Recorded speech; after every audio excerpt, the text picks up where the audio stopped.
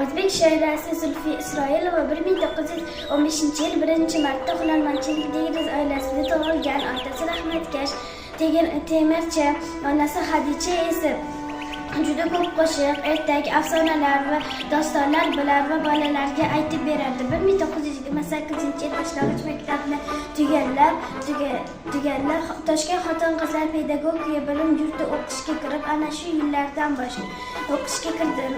yillardan boshlab Zulfiyaning adabiyotga qiziqishi kuchaydi. Zulfiya Navoiy, Abdulla Qodiriy Uyg'un va Hamid Olimjon kabi yozuvchi shoirlarning ijodiga qiziqib kuzatadi.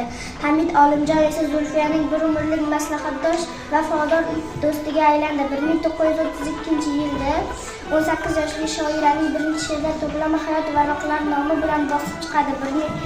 1933-yilda Zulfiya Toshkent davlat pedagogika institutida tahsil oldi.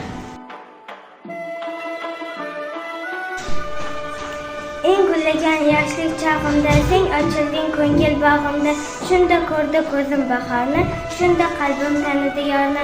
Qushlar sayrar jonimga payvaz, men sevgining bo'yi bilan mast, kuni bilan darada qoldim, lolazorlar ichida qoldim.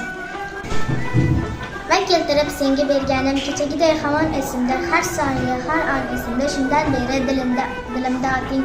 Eng gullagan yoshlik chog'imda sen ochilding ko'ngil bog'imda. Derazangdan mo'rlab asti, gul yuzingdan bo'lib shikasti, uzun qishga siltab qo'lni, ham qalbingdan boshlab yo'lini 9 oyga eramish bahor, bugun tunda kelamish. Qor umuzni suvga g'arq qilib, izg'irinni butkul tark qilib, eshitgandek mening nolamni, guldastaga o'rab olamni, tunda boshimni sarmish bahor, bugun tunda kelarmish bahor.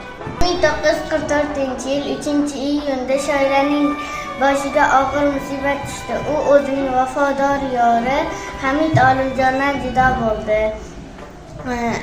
Ayriliq, hijron azoblari tufayli shoiraning qalbiga she'r malham bo'ldi.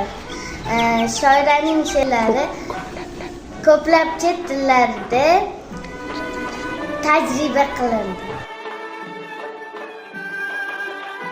Yurtimiz atoqli shoiraning madaniyatimizga, rivojiga katta xizmat qilgan e'tiboriga olib, Zulfiya nomidagi davlat mukofotini ta'sis etdi. Toshkent shahrida maydonlardan biriga Zulfiya haykali o'rnatildi.